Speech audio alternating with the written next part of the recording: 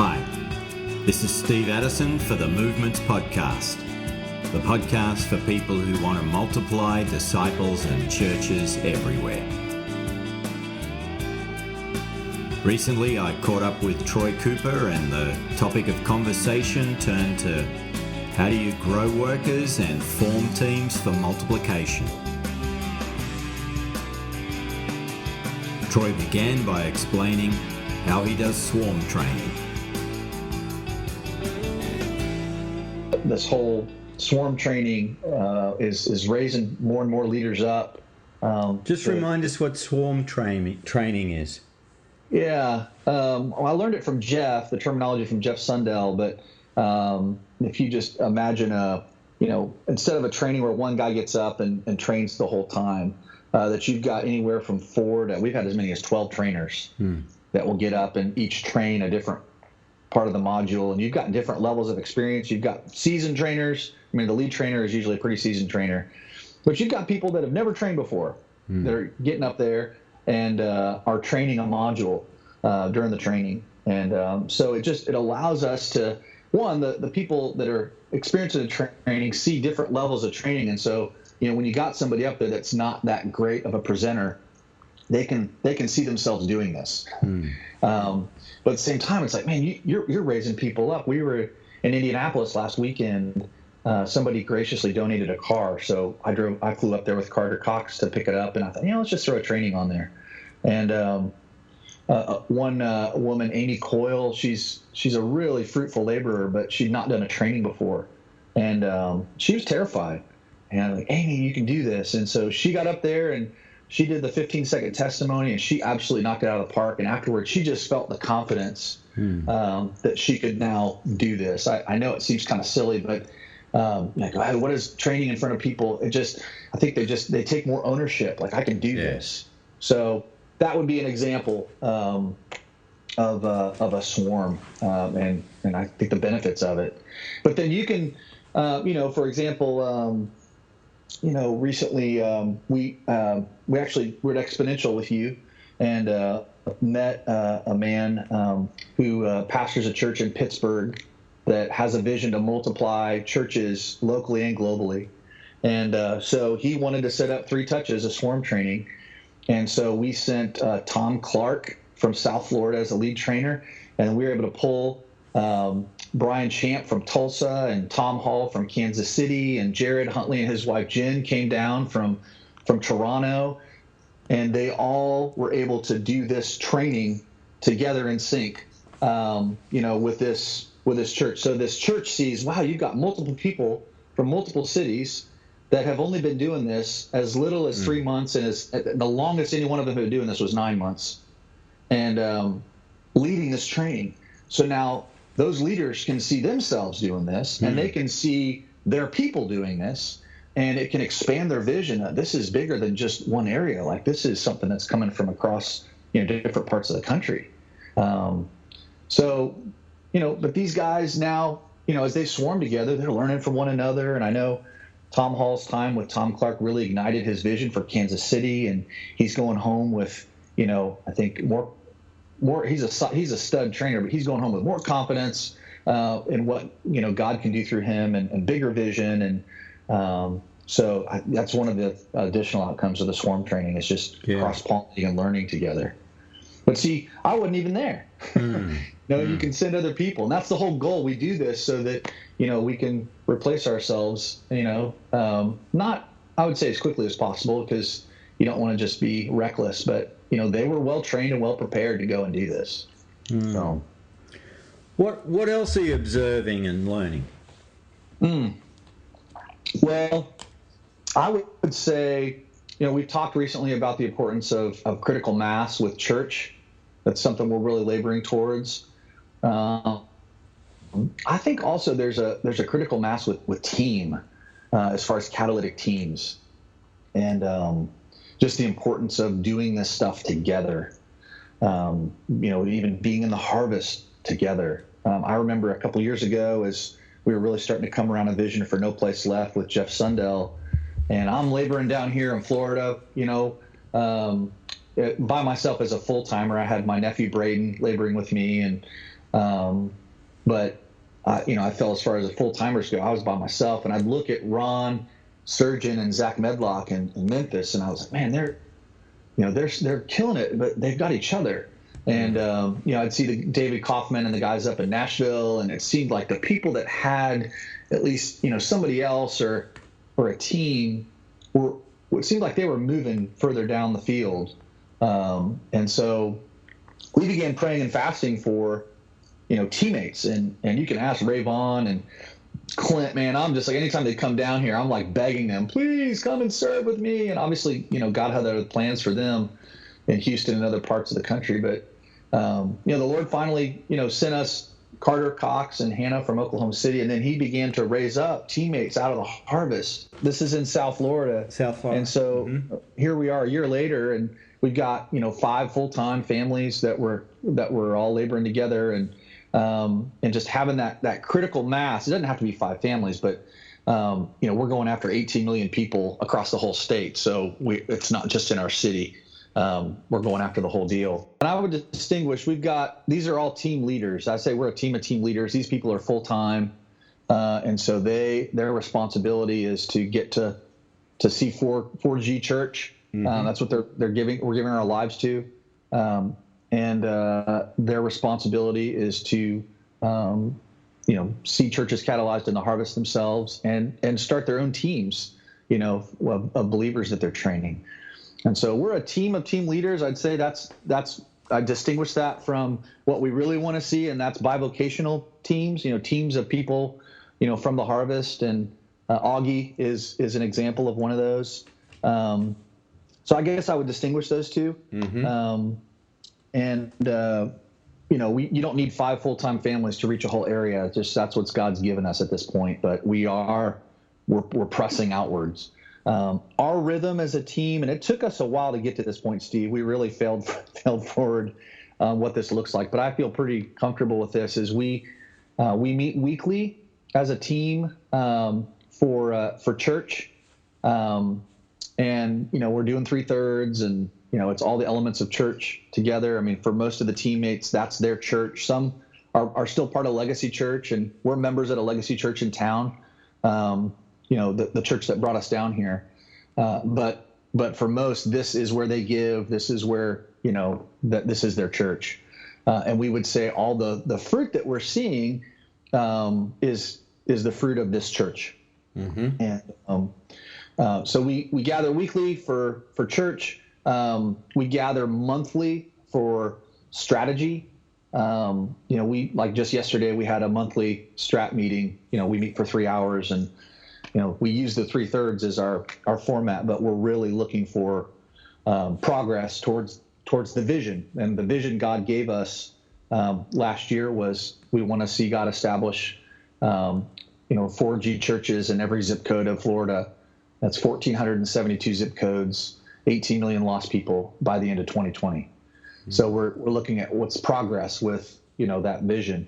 And then once a quarter, we do like a full day strategy meeting. It replaces the 3-hour one. And we use that time, it's same format, but just we do an iron on iron where we all, present our gen maps and really kind of press into, what's going on ministry wise. We also, we do scheduled date nights, as couples. I would say early on, we were helping each other out, but for the most part, they're going after the harvest themselves and with other people, that they've raised up out of the harvest. But I think that critical mass of and just doing this together early on. When it's challenging and you don't really know what you're doing, and some people are really good in the harvest, and some people are really good at training, and some people are really good at the discipleship piece. I think it kind of helps to have that accountability to really go out together. I'll use the example of kind of switch over to the bivocational team. I guess in that, as far as there's a local team here, and then God's given us opportunities to go to different cities across North America and the Caribbean, and we're doing the 3 touches of training with the weekly discipleship rollout in between, that becomes a filter to not just find a leader on the ground, but I think the outcome is we need to have a team that's formed, that's on the ground, because that's what is sustainable. That's what happened in Tulsa, with Brian King and Tony Svensson and those guys. We see that in San Francisco with David Kim and Jay Ashcraft and Brett Butler, a guy that Zach Medlock trained. We see it in Toronto with Jared Huntley and Matt Hess and their teams. They've got like 4 full-time catalytic families there. Seeing it in Grenada with Jude Hector and the team that's formed there. And I'd say we saw it recently in Indianapolis in the Midwest. We had some folks from Chicago and Dayton and Southern Illinois that I think together as team, it seems to be more sustainable. That's going to move things Troy, forward. What you're describing is at every level you're working with, you're training workers and building teams. It's not that if you don't have a team, God can't use you to catalyze movement, and we've seen that happen. I just think I'm noticing in the North American context, it's more sustainable if you've got a team together. Well, can I give you an example of one of the recent teams that formed to kind of illustrate it? In the county just north of us is St. Lucie County, 140,000 lost people, or 240,000 lost people. And we were really praying once Scott and Kim moved up to Michigan, like, all right, who's God going to use to reach that area? And we had 3 different families that Augie, obviously we met, because he's downstream of Scott. But then we met 2 other families from trainings. And this is, again, one of the values of trainings. We trained some legacy churches. And one I met at a conference up in Atlanta at Johnson Ferry, who happened to live in our backyard. He lived in Jensen Beach. So we have the Smiths, he's a restaurant owner. We have the Lewandowskis, he's a tattoo shop owner. And we have the Martins, he's a carpenter. And they all had a vision to reach the area. And so we prayed, and I saw that we met with them personally and spent time in the harvest with them. And I, part of me was like, I can't do this myself. But the other part was just realizing, hey, let's see if we can't form a bivocational team. So I just threw it out there to them, like, hey, would you guys be willing to commit 2 nights a week? And again, I learned that from Jim McKnight, the importance of commitment. And I think his weekly commitments are a little different than mine, but just the importance of your bivocational. Can you give me 2 time blocks a week? And so they all said, yeah. So they meet Sunday nights for, a Timothy church or training church. We call it a team church. And then they meet on Wednesday nights and they go out in the harvest together. And so when we started the first week, we said, hey, let's take 3 hours. We rotate homes, and we just, we started going through the commands of Christ together using the 3/3. And we spent that first night kind of, we spent an extra time, the couples around the table, just kind of learning, how'd you meet, what was your engagements, just some simple things to get to know each other, to break the ice. Cause they didn't know each other. We were the common denominator. So I think bringing them together.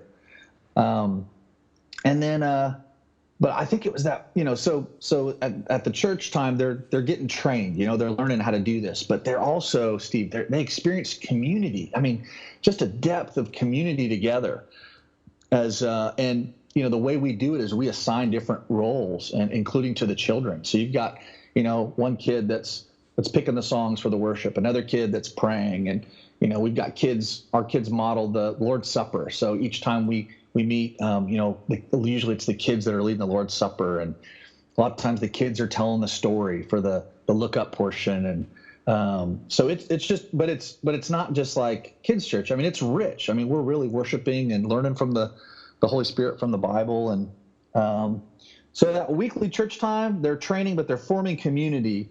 And we learned this from Jeff in Houston a few months ago, is we're setting a goal. What does God want us to do as church? With what we've just learned today. And then separately as a family, what setting their obedience goals for the week. That has been huge. And then Wednesday nights, them going out in the harvest. two of the families were petrified, and now they're training others. They're there's one family that's part of a legacy church, and they've trained their small group, and that church has them as now official church planners in the community. So this only started 7 weeks ago, and I just did. I meet with the guys during the week and did kind of a mini iron and iron. I had them just kind of map out their gen map, and they have seen in the last 7 weeks close to 50 baptisms, and some of those are second gen and even a couple cases of third gen baptisms. They've seen 8 churches or, most of them are church or discipleship groups started. And I'm not counting the fruit that happened in Monterey. I mean, if you want to count Monterey, you've got 60 households that came to faith, and that's out of that church, this team church that started 7 weeks ago. And so, I mean, they're literally, functioning L2 on the brink of becoming an emerging L3 team. And the two key elements, Troy, are the two rhythms.